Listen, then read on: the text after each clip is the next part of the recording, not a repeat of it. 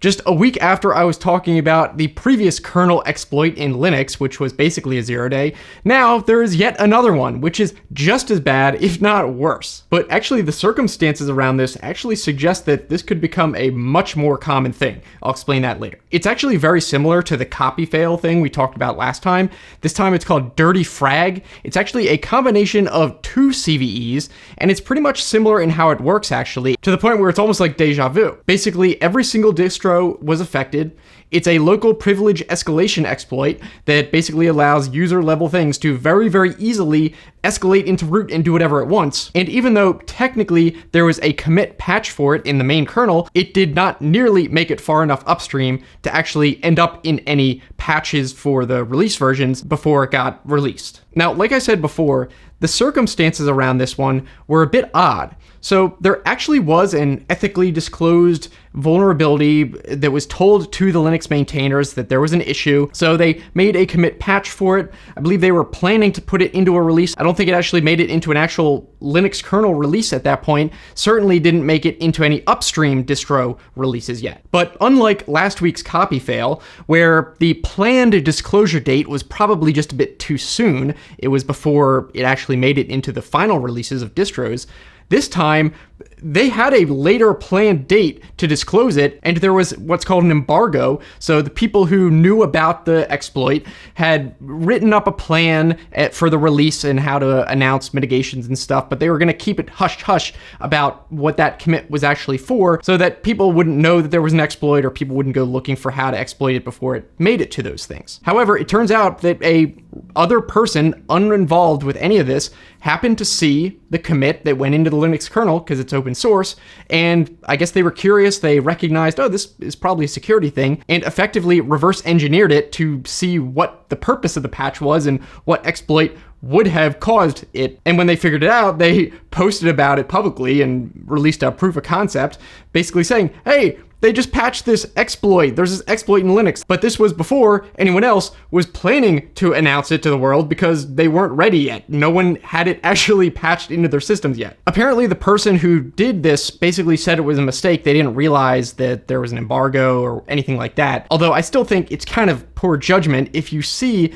that there's a patch for an exploit and clearly no one's talked about it yet. Maybe you shouldn't go broadcasting it to everyone. Or maybe he didn't think that it would take off as much as it did. Or I don't know, if he was truly malicious, then he probably would have sold the exploit or something like that. Anyway, the result was yet another 0-day where an exploit made it into the wild with a proof of concept, and people know how to use it now before it ever made it into any releases. So of course, after it was discovered that, all right, well, the cat's out of the bag now, then the embargo was basically nullified. So the people who originally came up with the exploit and had the whole preparation, they released all their documentation, their information about how they came up with it, all that stuff. So it is all out there now. But of course, that now leaves everyone scrambling to implement this patch, and it's going to be a little bit more work because it wasn't even in a Linux release yet. Now, in terms of fixing this, if you use Linux or you have any servers or anything using Linux, first of all, several distros have released patches for this. I believe when I looked at Debian, they have it patched on several different versions, but you will definitely want to just look at your own distro's security advisories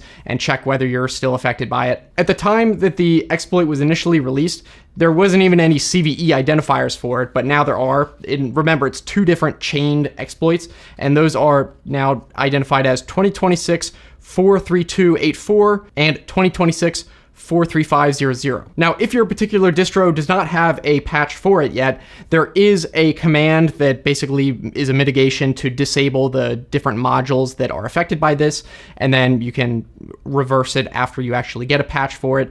So you can do that if you are absolutely certain that you need to get it right now. Probably not a bad idea. Of course, you'll want to read whatever advisory by your actual distro and see what they say. Now, in terms of what the actual exploit is, it's actually, like I said, very, very similar to the copy fail last time, where it basically tricks the Linux kernel into writing data where it shouldn't be able to. And if that ends up being some place that is executed code, then you can control what code gets executed by the kernel at root level. And usually that's going to end up being some command that says, give me root. And then you have whatever access you want. As a user level initially, now you have root without having to properly authorize. This does require local access. That doesn't mean physical access, but it does mean that you have to be a user being able to run a command on that system, although programs can do that. So it's not like you can get through a firewall with it or just send a command without being authenticated in some way to the point of being able to run a command in the first place. But if there is some other exploit from some app that you're using and a malicious person is able to exploit that from the inside and run any kind of command, well, then they would be able to then get root and do whatever they want. And this is also bad because it can mean container escape. Like usually if you're using something like Docker, the point of it is to sort of isolate the different code that's running into different places so it can't access the rest of the system. But since if you're running Docker, you're still all sharing the same kernel that's managing those, well, if you can do a kernel exploit, you can get out of the container and control the whole system. Now, why do I think that this actually could become more common? And actually, I see this as being a significant problem that I don't know if a lot of people have talked about. Well, remember that the person who basically let the cat out of the bag, talking about, hey, there's this exploit with a proof of concept, here it is, that person wasn't really involved in the patching or any of that. They just saw that there was an open source commit. All the commits are open source. Any changes to the Linux kernel, they saw what it did, or possibly even used an AI to say, hey, what is this actually doing? And could this be a security thing?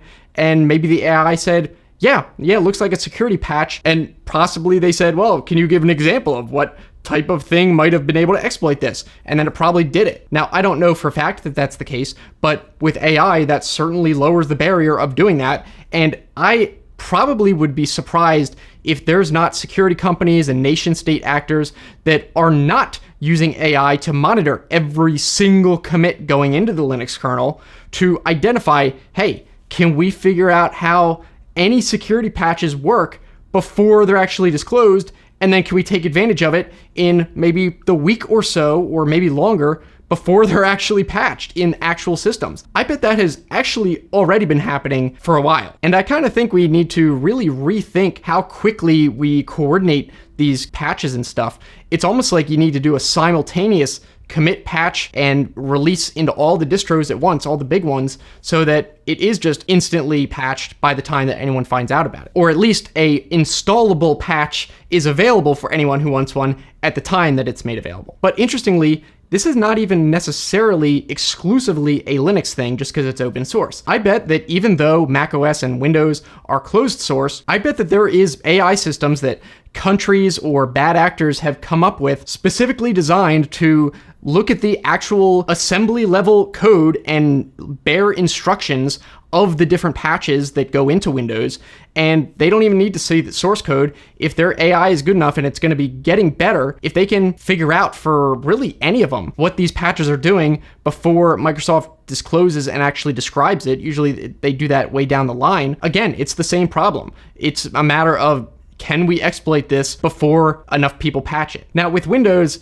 they do a Patch Tuesday every month where everyone gets the same security update. It goes out the second Tuesday of every month. So that window is actually pretty short unless you're actually delaying the updates. Like it would be theoretically a day or less. But still, if it's a bad enough one, then that might be enough. Though I do think that with Linux, that's probably more interesting to nation state actors anyway, because that's what a lot of servers run on. So if you can get some kind of exploit that is remote code execution and accessible from the outside, well, that is even more juicy as an exploit, and that's probably what they care about the most anyway. Now, theoretically, one would hope that as AI gets better in general, then on the bug patching side, it would also get way better, so that we'll eventually run out of bugs and they'll all be fixed, or at least it'll get to the point where if we're patching bugs faster than we're introducing them, then this won't be as big of a problem. But I think at least for a while, there's going to be a lot of bugs discovered with AI being used to find them, and there's going to be potentially long windows where they're just not patched,